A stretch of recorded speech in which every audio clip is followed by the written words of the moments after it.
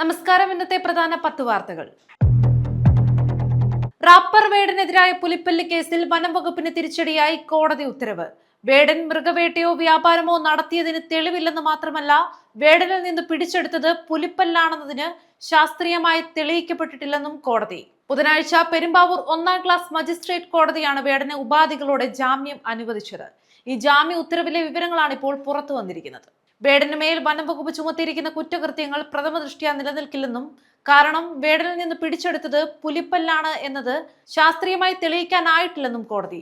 മുൻപ് ഇത്തരം ക്രിമിനൽ കേസുകളിലൊന്നും വേടൻ ഉൾപ്പെട്ടിട്ടില്ല. കഴിഞ്ഞ ദിവസം പോലീസ് കഞ്ചാവ് പിടികൂടിയ കേസ് മാത്രമാണ് വേടനെതിരെയുള്ളത്. ജാമ്യ വ്യവസ്ഥകൾ പൂർണ്ണമായും പാലിച്ചുകൊള്ളാമെന്ന് വേടൻ ഉറപ്പു നൽകുകയും ചെയ്തിട്ടുള്ളതായി ജാമ്യ ഉത്തരവിൽ പറയുന്നു. ജെറുസലേമിൽ ആളിപ്പടരുന്ന കാട്ടുതീയണയ്ക്കാൻ അന്താരാഷ്ട്ര സഹായം തേടി ഇസ്രായേൽ. കഴിഞ്ഞ 24 മണിക്കൂറിൽ ആയിരക്കണക്കിന് താമസക്കാരെയാണ് ഒഴിപ്പിച്ചത്. നിരവധി പേർക്ക് പരിക്കേറ്റിട്ടുണ്ട്. മരണമൊന്നും റിപ്പോർട്ട് ചെയ്തിട്ടില്ല. ഗതാഗതവും താറുമാറായി. 160 അഗ്നിശമന സേന യൂണിറ്റുകൾ ശ്രമിച്ചിട്ടും കാട്ടുതീ നിയന്ത്രണത്തിൽ കൊണ്ടുവരാൻ കഴിഞ്ഞിട്ടില്ല എന്നത് ഇസ്രായേലിനെ ആശങ്കയിലാഴ്ത്തുന്നു. ഈ സാഹചര്യത്തിലാണ് ഇസ്രായേൽ അന്താരാഷ്ട്ര സഹായം തേടിയിരിക്കുന്നത്. ഇറ്റലി അടക്കമുള്ള രാജ്യങ്ങൾ ഹെലികോപ്റ്ററുകളും മറ്റും അയച്ചുള്ള സഹായം എത്തിച്ചു കഴിഞ്ഞു. ഇസ്രായേലിൽ ഇപ്പോൾ വരണ്ട കാലാവസ്ഥയായതുകൊണ്ട് തന്നെ ജനവാസ മേഖലകളിലേക്ക് തീ പടർന്നാൽ വലിയ ദുരന്തത്തിനാവും കാരണമാവുക. യമനിൽ ഹൂതികളെ പിന്തുണയ്ക്കുന്നതിന് പ്രത്യാഘാതം നേരിടേണ്ടി വരുമെന്ന് ഇറാൻ US പ്രതിരോധ സെക്രട്ടറി പീറ്റ് ഹെക്സത്തിന്റെ മുന്നറിയിപ്പ്. ഇറാനും US തമ്മിൽ ആണവ കരാർ നടക്കുന്നത് സംബന്ധിച്ച ചർച്ചകൾ പുരോഗമിക്കുന്നതിനിടെയാണ് പീറ്റ് ഹെക്സത്ത് മുന്നറിയിപ്പുമായി രംഗത്തെത്തിയിരിക്കുന്നത്. ഹൂതികൾ നടത്തുന്ന ഏതാക്രമണത്തിന്റെയും ഉത്തരവാദിത്തം ഇറാനാണെന്ന് കണക്കാക്കുമെന്ന് US പ്രസിഡന്റ് ഡൊണാൾഡ് ട്രംപിന്റെ മാർച്ചിലെ സമൂഹ മാധ്യമത്തിലെ പോസ്റ്റും അദ്ദേഹം പിന്നാലെ പങ്കുവച്ചു. സ്വതന്ത്രമായാണ് പ്രവർത്തിക്കുന്നതെന്ന് ഇറാൻ അടുത്തിടെ വ്യക്തമാക്കിയിരുന്നു. 2 മാസത്തെ കാലതാമസത്തിന് ശേഷം ധാതു കരാറിൽ ഔദ്യോഗികമായി ഒപ്പിട്ട് USഉം യുക്രൈനും. ഭരണകൂടത്തിനുള്ള സൈനിക സഹായം നിർത്തലാക്കിയതിന് പിന്നാലെ US മുന്നോട്ട് വെച്ച നിർദ്ദേശങ്ങളൊടുവിൽ യുക്രൈൻ അംഗീകരിക്കേണ്ടി വന്നിരിക്കുകയാണ്. USന്റെ പ്രതിബദ്ധത ഇനി മുതൽ പുതിയ രൂപത്തിലായിരിക്കുമെന്നും കരാറിനെ കുറിച്ച് US പ്രസിഡന്റ് വിശേഷിപ്പിച്ചു. നേരത്തെ വൈറ്റ് ഹൌസിൽ വെച്ച് ധാതു കരാറിൽ ഒപ്പുവയ്ക്കാനെത്തിയ യുക്രൈൻ പ്രസിഡന്റ് വൊളോഡിമിർ സെലൻസ്കിയും ട്രംപുമായി ഉണ്ടായ വാക്കുതർക്കം മൂലം പിന്നോട്ടു പോവുകയായിരുന്നു.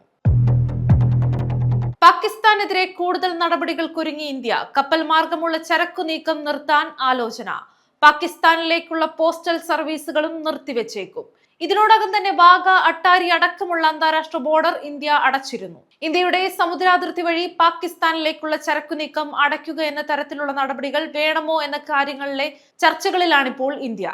നയതന്ത്ര തലത്തിൽ പാകിസ്ഥാനെതിരെയുള്ള രൂക്ഷമായ നടപടികൾക്ക് ശേഷം കൂടുതൽ കടുത്ത നീക്കങ്ങളിലേക്ക് ഇന്ത്യ പോകുന്നു എന്നുള്ളതാണ് ഇപ്പോൾ വ്യക്തമാകുന്നത്.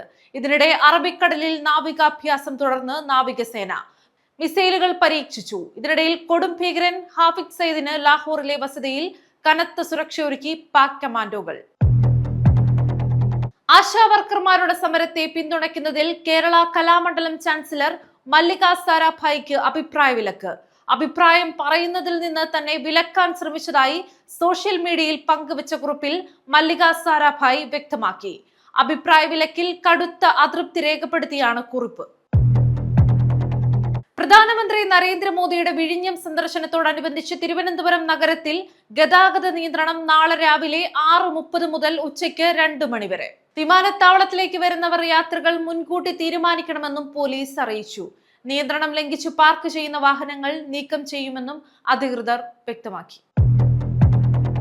മംഗളൂരുവിൽ മലയാളിയെ ആൾക്കൂട്ടം മർദ്ദിച്ചു കൊലപ്പെടുത്തിയ കേസിന്റെ അന്വേഷണത്തിൽ വീഴ്ച വരുത്തിയ പോലീസ് ഉദ്യോഗസ്ഥർക്കെതിരെ നടപടി.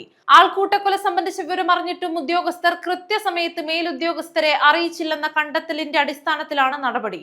മലപ്പുറം വേങ്ങര സ്വദേശിയും പുൽപ്പള്ളിയിലെ താമസക്കാരനുമായ മുഹമ്മദ് അഷ്റഫാണ് കൊല്ലപ്പെട്ടത്. പ്രാദേശിക ക്രിക്കറ്റ് മത്സരത്തിനിടെ പാകിസ്ഥാൻ മുദ്രാവാക്യം വിളിച്ചുവെന്നാരോപിച്ചാണ് അഷ്റഫിനെ ആൾക്കൂട്ടം തല്ലിക്കൊന്നത്. സംഭവവുമായി ബന്ധപ്പെട്ട് 20 പേരെ അറസ്റ്റ് ചെയ്തിരുന്നു.